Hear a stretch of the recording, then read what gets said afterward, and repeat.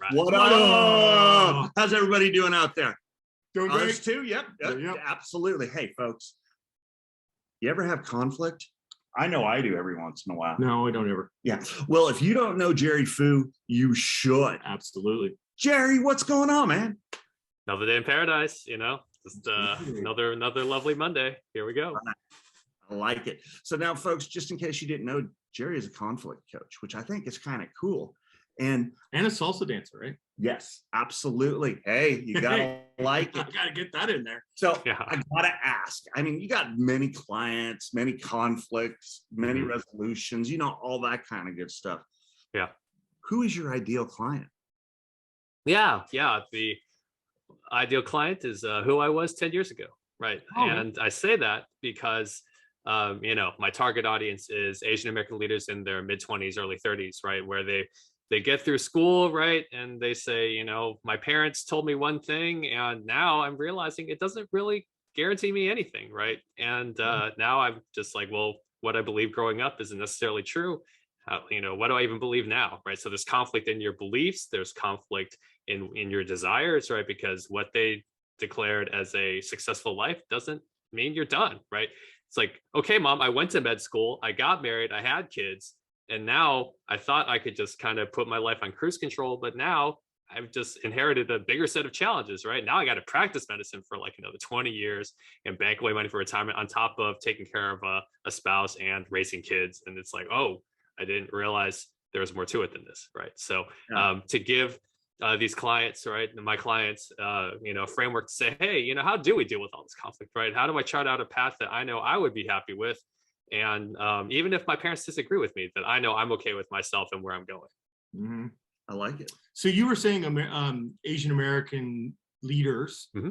Are there some that you come to mind that you actually follow or have followed in the past that you want to bring out to light? I have one that I grew up with. Oh, really? Really good friends of mine. Mm-hmm. Best friend from kindergarten was Tony. Mm-hmm. Oh, wow. Really? Wow. Small world. Right now where Zappos is and everything like that. But, I was there from the beginning, but also his changing of the process of corporations and how you treat people in corporations was revolutionary. And a lot of corporations try to follow that. What are some of your Asian leaders that you really look up to? I'd say Tony Hsieh is definitely up there, right there with them, right? And then there's a couple great more outspoken leaders. Like, I mean, these are up and coming names, right? Not like big established, but in a way Bruce Lee was the leader, right? He was a pioneer for his field, right? You gotta love that, right? And then, but other people locally that I respect, there's a great psychologist on the West Coast named Stephanie Wong, who just started a podcast called The Color of Success. And, the COVID pandemic is what inspired her to even start this. And now she's getting nominated for all these awards because of the kind of conversations she's having around people like Margaret Cho and William Hung, even though people may or may not like, but his path is pretty crazy because after American Idol, right, like he had all success, and then now he's actually been divorced twice. And now he's actually a motivational speaker. And so you think that you have a happy ending after, getting the fame, and then you realize again, right? Yeah, exactly. Right. No pun intended. It's pun intended. Right. And, so all that to say, right, there's a lot of great figures out there that, whether it's in entertainment or political activity, they're all leaders in some form or fashion. So I'm going to throw it out to you as well, so you can look her up. Marissa Louis, she used to be basically designed software all over Silicon Valley, and she left all those jobs with Apple and Adobe and all that stuff, and she created her own toy line. Wow. And so you might want to check into Marissa Louis. She's amazing. Thank you so much. Young, up and coming Asian leader, I believe. A really good friend of mine. And I just think she's a wonderful human being as well. So beautiful. Appreciate it. We both grew up in the Bay Area. Me growing up a little closer to San Francisco than he did, being just a little bit older than him. The Bruce Lee influence was all over, in my opinion. I thought that he broke so many phenomenal barriers in regards to not only the movies, but everything that he did to support the Asian American community and just Asia alone, I thought was pretty cool. And growing up as a kid, seeing that and how it went, I was like, man, how can you not love this guy? You know, I mean, that's just me being silly and goofy and all that. Thanks. Hey, you know, it works so far. Because I want to get into the conflict stuff. Yeah, let's do it. We're having a serious problem with this, and we might actually put a blows on this. Yes. Sure. But you're going to agree with me that pineapple belongs on pizza? No. And so Oh, wow. we can't figure that out. How are you going to help us get him to understand that pineapple belongs? Being an Italian, you do not put pineapple on pizza. Your own daughter likes it on pizza. Well, no. That's tough. Yeah, where are we going to go with this? Well, you know, it's yeah, well, this is, you know, what better way to think on my feet than right now, right? You're just like, we got a conflict right now, do it, sudden death.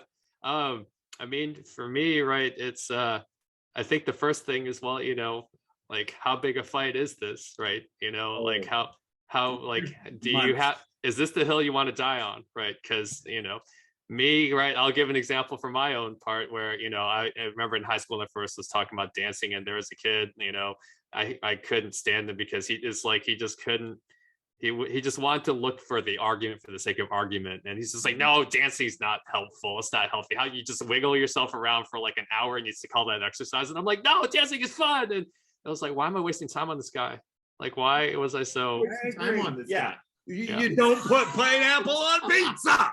Well, I would just offer to compromise to say, okay, you know, if we have to get a pizza, right, you know, have pineapple on your side. More for me, right? That's what I tell people. Like, I know people who don't like Peking duck, and I'm like, I don't understand, but you know what? More for me. That's just how I'm going to reframe it. Just like, if you don't like pineapple on pizza, I will take the pineapple off your pizza and I'll eat it for myself. So to summarize, you're just saying is it worth the fight? That's the first question. Yeah. Right. What's the next step?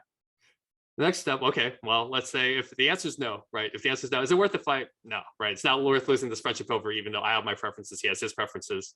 Right? Not everyone likes hummus. I love hummus, but, you know, I get it. People are just like, that's gross. And it's like, and maybe sometimes they change their mind, but, you know, don't bet on it, right? So the next question is, if this is worth engaging, you know, how can I, you know, approach this in a curious and humble way? Right, to say, hey, you know, sounds like, you know, let's say this fight is worth having, and you say, you know, I really want to know why he hates, you know, pineapple on pizza so much. Hey, you know, thank you for, you know, you know, clearly you feel strong about this. You know, tell me more, right? What led to your such a strong stance on not having a pineapple on pizza, right? And now it doesn't belong on pizza. Have you tried it? Yes, it doesn't belong. Okay. What if I put it to the side? You can have it on your just side. Added it as you went. Nope.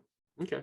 Well, I mean, do you ever have pizza this poor with guy. a side of pineapple juice? You realize that he has no idea what he got himself in. Oh my God. It's okay. I you know, kick the hornet's nest a couple times, right? I mean, this is what, if are just like, oh, we're just going to talk about stuff and it's boring. It's like, no, let's spar a little bit in the ring. So here we go. Let's go. Yeah. So to segue to another thing, I was thinking about Mexican food today. So let's salsa. Oh, nice. Salsa, yes. Tell us about your salsa. Sure. Yeah. So yeah, salsa dancing is it's a hobby I never thought I'd pick up for myself, and now it's just consumed my life, right? It's awesome. Yeah, basically, you know, it started initially, my first like type of dance that I love was East Coast swing, and you know, I love big band music, things like that. And then, you know, at one point in college they had a spring formal with salsa dancing, and they taught a terrible lesson, and it was just like, okay, like I this is confusing and I'm bad at it and I'm just never going to be good at it, so let me just like not embarrass myself and save everyone else the trouble, so I'm just never going to touch it again, like forever, right? And then when I got to pharmacy school, it was like I had an international friend who was like, come on, you got to give another chance. And so by the time I got to my third year in school, I was just kind of like, okay, my grades are kind of to a point where I can't really change them, so I'm just going to, you know, take real lessons. And so I actually started to get kind of good at it, and I'm like, you know what, this is actually starting to be fun. And then I moved to a city that didn't have it, and then I got rusty, and then I'm like, oh, like I miss it, but confidence and my mind blanks. And then so I just went through that for a while. And then I moved to Houston, where initially I got into country dancing because all the people that I initially met when I moved back to Houston were into that. So I was still dancing. Like salsa was just kind of like this dormant thing that kind of showed up every once in a while, like, you know, on a blue moon at Jove. And it's like all of a sudden everything would lock into place. And it's like, this is great. And then I'm like, oh, you know, scared. Like but then, yeah, exactly. Yeah. And then 7 years ago, I tell people, like a Venezuelan friends, like, hey, there's a free event, salsa dancing downtown. You should come join us. All it took was one cute blonde dude who was skilled, and I'm like, I got to dance with her. And then it was like, I'm locked in because I'm trying to bring my A game, right? And then I'm like, why did I stay away from this for so long? And now I'm like, I'm back. And so yeah, just tell me you married her then. No, she's crazy. Like there's a chemistry, there's a chemistry on the dance floor and then off the dance floor. And you know, so it's different. And the guys got to be careful, right? Like there's a connection on the dance floor that is unlike any other, but that does not mean you should date them, right? Doesn't translate. Just be careful. Yeah, just I mean, if you're willing to take the risk, it's like any risk. You're just like, hey, if you like her, fine, just ask. But be ready to say if she just says, no, I just like dancing with you. And people are like, and then they're like, well, you know, either you keep dancing with her or you just, you know, move on with your crushed ego. So, you know, no risk, nothing ventured, nothing gained. What? It wasn't worth the fight. Maybe. Yeah. I mean, no point trying to change your heart. Yeah. I mean, that's just the losing battle. Yeah. Oh God, yeah. Let me ask you really quick because we're sports guys. Yeah. So when I love sports. Softball, I was football and swimming and stuff like that. Awesome. It's also the same thing when you get such a rush out of it that when you're done, you're just like, like you spent that energy, you have all that, the muscles that you hadn't used in a while. There's so much about completing that. Yeah. Like an athletic event. Yeah. Yeah. You're in a flow state, right? You're in that zone and you're just like, I am so locked in right now. And, you know, I'm not even thinking about what I'm doing. I'm just reacting in the moment and you lose track of time and you're like, yes, I feel so alive right now. Yeah, absolutely. Yeah. Well, that leads to another question. I'm going to let you go for it. I'm going to lead you to it. We talked about it in sports. Yeah. And in sports, you have a first step. A first step, like to success is there. Yeah. So is there a way for you to put your first 6 inches, your first step? What would be your first step? Because within that, you know if the play is going to go right or if it's going to go wrong within the first step. So what is it? Yeah, literally dancing. Unconscious, steps, right? Yeah. You have to call it, right? Yeah, I mean, it's just, I mean, if I'm going to start dancing, it's the expression we use, at least in salsa, is you have to find your one, right? So when you know where the first beat is and you know what foot you have to step with, that's just the start, right? And then, you know, when you kind of get the hang of the rhythm, and then all of a sudden, even if you mess up, you recognize, oh, let me just find my one. And then, you know, you realize, hey, you know what? It's not fatal. I just, you fell off. Like when you fall off the carousel, assuming, you fall off because it's going too fast, right? You fall off. Do you like chase after the chair you're originally on? It's like, no, you wait for it to come back around and then you hop back on and then you're good. So I would say, me up afterwards. So it was kind of weird. Yeah. Last year, so that was tender moment. Yeah. So I kind of want to get a little deep. And go for it. I got 2 questions here. Yeah. And I think it's going to be deep and deeper. So here we go. The first one is, what saved your career after you got fired? Ooh. Oh man. Yeah. The turning point was when I was tapped to help teach a leadership workshop alongside a pharmacist friend named Michael Negretti, because they said, hey, one of our facilitators backed out. We know you've been facilitating on the fraternity side, but we need some help on the leadership side. Can you help with that? And I was in the middle of a really tough job situation. I said, yeah, absolutely. Let me clear up my schedule and let me help out. And so somehow teaching leadership kind of helped maybe change something in my mind, where I said before, I was like, much like salsa dancing, I can never be good at it. Like, it's just really hard and embarrassing. Let me just not touch it. And I was like, well, what if I could be good at it? And so that was the moment they said that when I gave myself permission for the possibility to actually be good at something that seemed so hard. And so, and studying Mike's blueprint, I said, wow, he's fun to learn from. He's fun to be around. Like, I really love working hard for him. And I started to internalize those qualities for myself. And I said, you know what, this is the kind of leader I want to be. I'll put my own spin on things, right? My own sauce, my own spices. But, I realized this is the key to being a good leader. You want warmth and you want authority, right? You want people that are just like, oh no, Jerry's going to harp on me for being late again. It's like, no, you don't want to be that guy. But be like, man, I really want to come through for Jerry. I got to be on time, right? That kind of No, guy. I get it. That's perfect, because when you teach, you seem to go to a next level for some reason in your mind, your body, your soul. It kind of just comes out, and like something clicks. You're like, oh, okay, and then you're anyway. That's just me. I farted again. Sorry about that. It's okay, man. You guys are fun. This is. Thank you. Thank you. We try every once in a while. Absolutely. No. So coffee hit. So we're yes, there you go. Oh, anyways, I love it. So this is my last question. I kind of think pretty deep as well. Awesome. Let's hear about the 3 powerful questions you can ask. Ooh, yeah. One question I love when I'm using coaching sessions is, what's the real challenge here for you?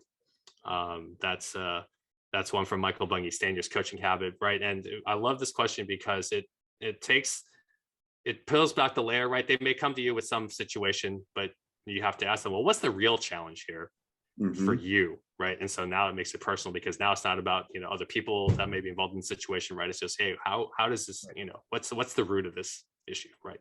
And then another question I love, which cuts out victimhood and complaining, is, well, what's your next action, right? Making it very personal. Hey, what is your next thing you can do, right? It's like, I got to put up these blog posts and social media marketing. So, well, what is your next action? It's like, okay, you know what? Let me put 10 words on paper, right? And I do it to myself, right? I'm just like, I'm procrastinating, and I just, okay, well, what's my next action, right? And it just kind of gets you in mode. It's like, well, let me just start with this step. You know what? I can do this next step. And then you start to generate your momentum. And the third question, which, often a lot of podcasts, end with, is just, what was your biggest takeaway from our time together? Right. Yeah. And now you help people distill. And of course, they're going to always give you like 2, 3, or 4. And then you have to, bring it back down and just say, hey, what was your biggest, right? Those are all really good, but what was your biggest? And you help people kind of sort between the important and then the essential. So those are 3 questions that I love. Yeah. Yeah, I like it. I'm the biggest. Well, no, he is. I'm the whitest. He's the, anyway. Nice. Oh, we don't need to measure. Anyway, can you tell us what do you want to promote? How can we find you? Is there anything you want to promote? Sure. Yeah. I got a great giveaway for everybody that's cool. Going to hear this. So the website, there's a free PDF you can download with a simple framework for handling hard conversations. Right. And to get that, you can specifically go to www.adaptingleaders.com/guide.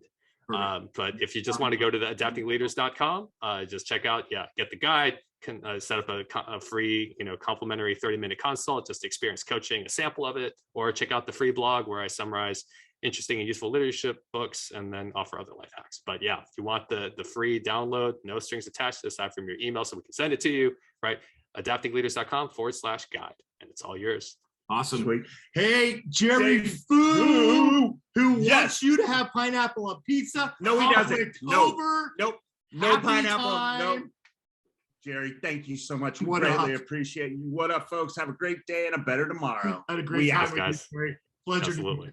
Absolutely. You too.